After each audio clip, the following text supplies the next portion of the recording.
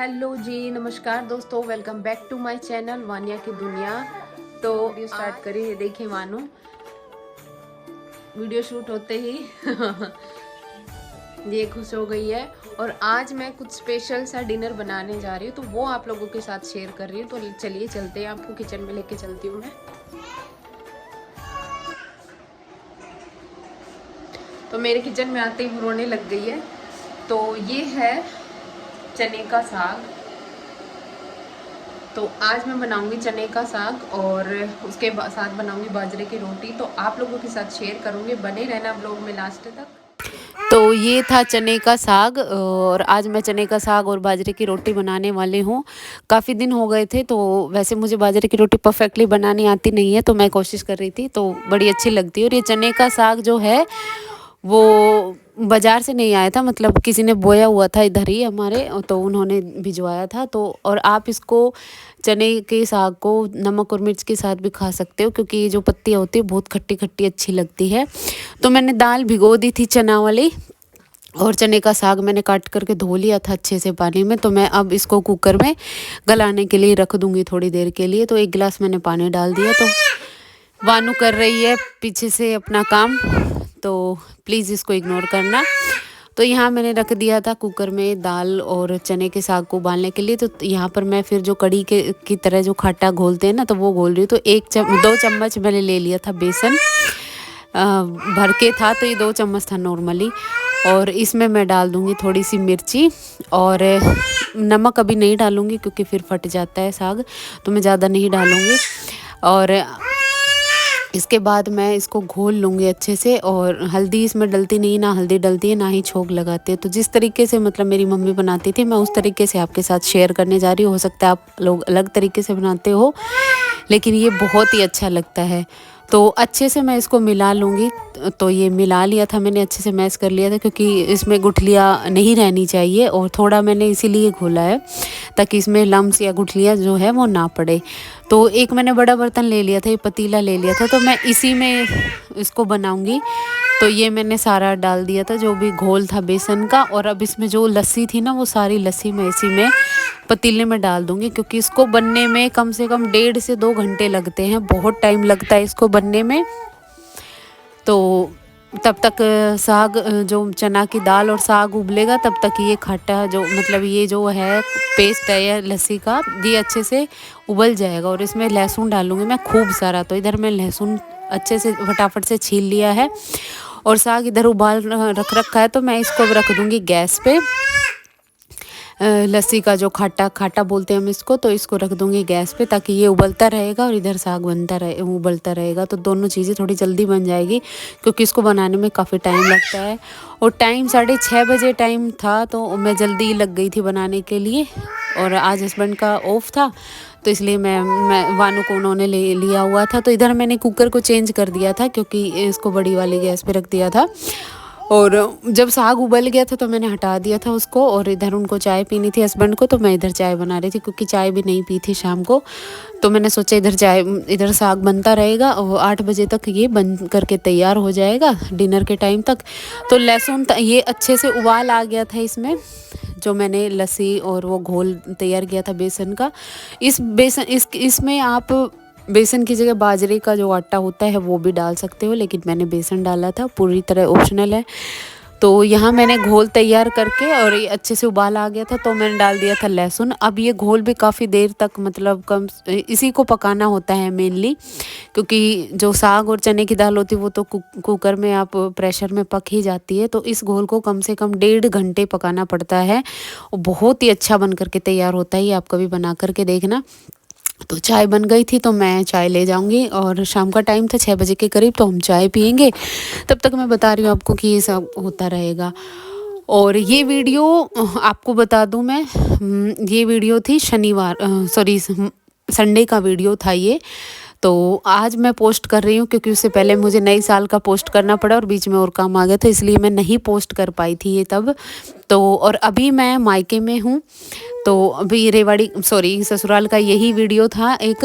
तो इधर मैं पी रही थी चाय, तो हस्बैंड चले गए थे बाहर, उनको कुछ काम होगा शायद, मुझे याद नहीं है अभी। तो मैं और वानू खेल रहे थे दोनों के दोनों, और सर्दी इतनी ज़्यादा हो रही थी, बहुत ज़्यादा हो रही थी। और व्लॉग मैंने शाम से इसलिए शुरू किया था क्योंकि दिन में हम चले गए थे मार्केट। तो इधर ये देखिए साग उबल गया था, चना की दाल जो थी वो उबल कर गल गई थी, तो अभी भाप हो गई है तो अच्छे से दिखाई नहीं दे रही है, तो मैं चला करके आपको दिखाती हूँ। तो जो मैंने घाटा रखा था ना वो बेसन वाला, वो उबल उबल कर काफ़ी देर हो गई थी, तो अब मैं इसमें ये डाल दूँगी और अब ये पकेगा काफ़ी, आधे घंटे, कम से कम आधे घंटे के लिए अभी पकेगा ये। अभी मैंने इसमें नमक, मिर्च, लहसुन सारी चीज़ें अच्छे से डाल दी थी जो मुझे डालनी थी। अगर आपको गाढ़ा लगे तो आप इसमें पानी डाल सकते हो, लस्सी डाल सकते हो।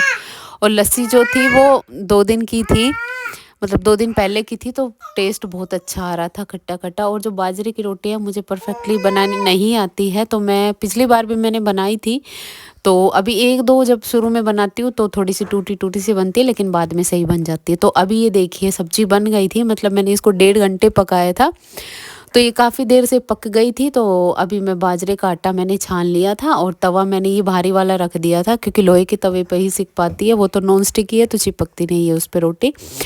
तो ये लोहे का तवा ले लिया था, सब्जी मैंने निकाल ली थी बाहर दूसरे बर्तन में। और बाजरे का जो आटा है वो एक बार से सारा नहीं लगता, थोड़ा थोड़ा ही लगाना पड़ता है। आप लोग बनाते भी होंगे, आपको पता भी होगा, लेकिन फिर भी मैं आपको बता रही हूँ। और मेरे एक सब्सक्राइबर है वो बार बार बोलते हैं मुझे कि मैं साइड से या फिर सामने से फेस करके वीडियो को बनाऊं, लेकिन कोशिश बहुत करती हूँ कि पूरा व्यू आए, लेकिन मेरे किचन बहुत ही छोटा है, इस वजह से नहीं बन पाती है। कोशिश भी करी है मैंने कि चेंज करूँ, अब आप कोई आइडिया बता सकते हैं तो मैं ज़रूर फॉलो करूँगी। बहुत कोशिश करती हूँ मैं कि सामने से भी मेरा व्यू आए, और क्योंकि ये पीछे से बैक साइड से ही बन पाता है और चीज़ें मैं अच्छे से दिखा नहीं पाती हूँ आपको। लेकिन थोड़ी प्रॉब्लम ये है कि सामने से बनाने की दिक्कत बस यही है कि एक तो किचन छोटा और ऊपर ये इधर ड्रॉर आ रही है ऊपर का, तो इस वजह से बन नहीं पाती है। तो यहाँ पर देखिए मैं आटा मैंने थोड़ा थोड़ा लगाती जाऊँगी, रोटियाँ बनाती जाऊँगी।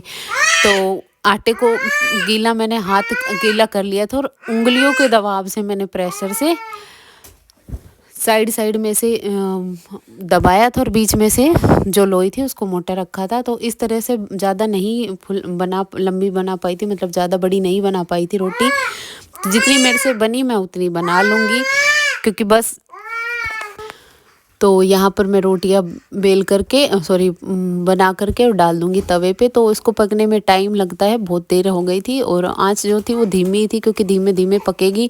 चूल्हे पर होता है तो अच्छे से पक पाती है रोटी, लेकिन फिर भी अब खाने का मन था तो मैंने बना ली। ज़्यादा तो नहीं होता है एक्चुअली, ज़्यादा पसंद नहीं है ना मुझे ना हस्बैंड को, लेकिन फिर भी मैंने सोचा कि सर्दियों में कम से कम एक बार तो खा ही लेते हैं, ज़्यादा तो नहीं खाते, क्योंकि हस्बैंड को पसंद नहीं है और मुझे भी ज़्यादा पसंद नहीं है। तो इधर मैं कोशिश कर रही थी रोटियां बनाने की, तो परफेक्ट तो नहीं लेकिन हाँ बन गई थी। और आगे चलने से पहले मैं एक बार आपको याद दिला दूं, चैनल पर नए हैं तो प्लीज़ चैनल को सब्सक्राइब कर दे, वीडियो को लाइक कर दे, आपको अच्छी लगे तो एक प्यारा सा कमेंट कर दे। और यहाँ पर फिर मैं इसके बाद रोटियों को गैस पर सेक लूँगी। और सब्ज़ी जो मेरी बन गई थी, और सब्ज़ी सच में ये बना कर देखना आप लोग, बहुत अच्छी लगती है। हम मतलब हमारे यहाँ पर बोलते हैं साग बोलते हैं इसको। तो चने का बना लिया था मैंने, और उसके बाद मैंने सारी रोटियां मैं ऐसे ही बना लूँगी।